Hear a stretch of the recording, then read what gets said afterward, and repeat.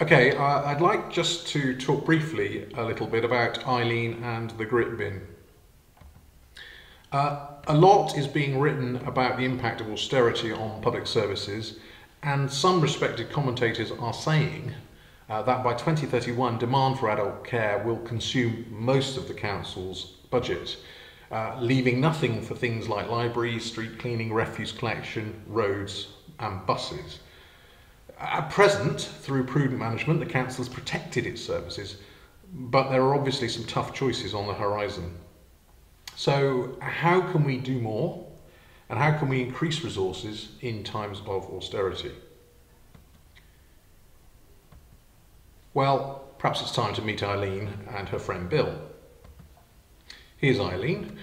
Eileen is 87. She lives on her own, in her own home, with support from her family and neighbours who lend a hand with gardening, shopping, transport and gritting a path when it gets icy, and here's where the grit bin comes into it.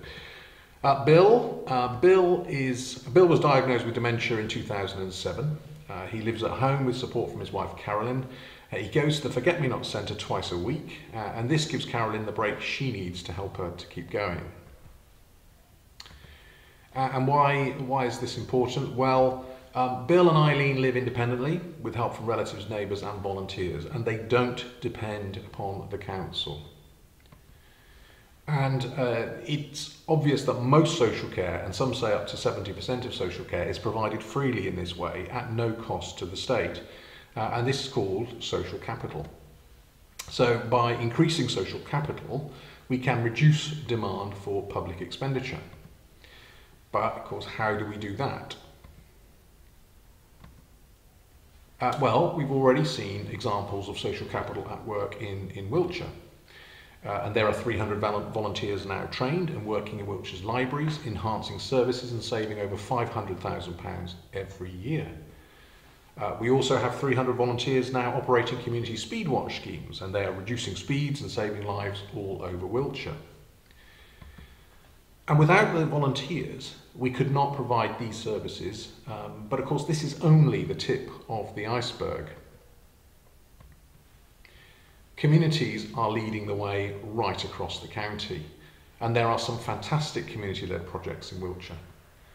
There are first responders schemes, job clubs, stroke clubs, sports clubs, local history groups, farmers markets, cooperatives, play groups, arts groups, youth clubs. There are memory cafes, the one like Bill goes to. There are link schemes, car clubs, lorry watch, flood wardens, neighbourhood watch schemes, street pastors, village halls, community choirs and almshouses. And of course there are hundreds and hundreds more. And these are volunteer-led services. And take an example, let's look at one, the Shurston Footpath Group. They look after the paths in the village. They've written a guide, and the local doctor is now prescribing the walks for people with high blood pressure.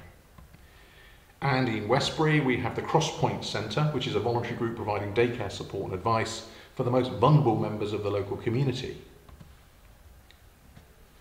And this really matters, because these voluntary groups raise their own money.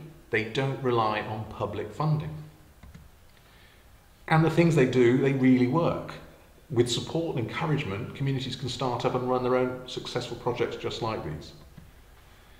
And this increases social capital and drives down demand for public resources. But how can we push this further? Well, we're going to look at community building. And we can really help, I think, by helping to link up community groups, bringing people together, sharing information and ideas, and just lending a helping hand. We can showcase some of the great projects so that we can inspire others to give it a go, to try to do it themselves. And we can connect those who currently run successful projects with those who want to start their own. And some people, we've heard Cormac Russell, for example, call this asset-based community development, and this is the approach we think we need to take in Wiltshire. And so it's time, I think, to start reconnecting with the communities. Councillors, parish councils, local groups, partners, we can all make this happen. But I think we really have to reach out beyond our meetings into communities at events, fairs, fetes, schools, shopping centres, places where people actually come together. And there, of course, we can showcase things that will inspire people to get involved. And I think, the time is right. We can get on with that right now. So how are we going to make it happen? Well, we made some savings this year, believe it or not, and we intend to invest that in a pop-up HQ so that we can get out into the community. So next summer we can have a presence at all sorts of events and activities around Wiltshire.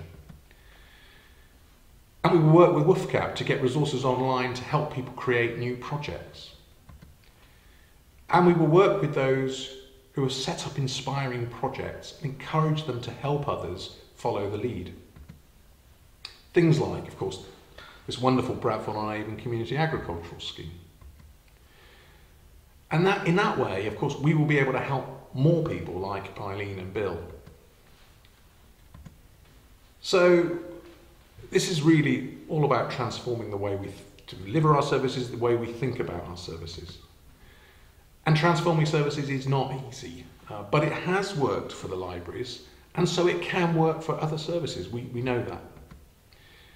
And we have seen how delegating local highway services improved decisions, has delivered better schemes, and it's levered in extra funds. And I think it's now time to press the accelerator, encourage our frontline services to embrace the change, so that we can help people to do more for their neighbours like Eileen and Bill. Thank you very much.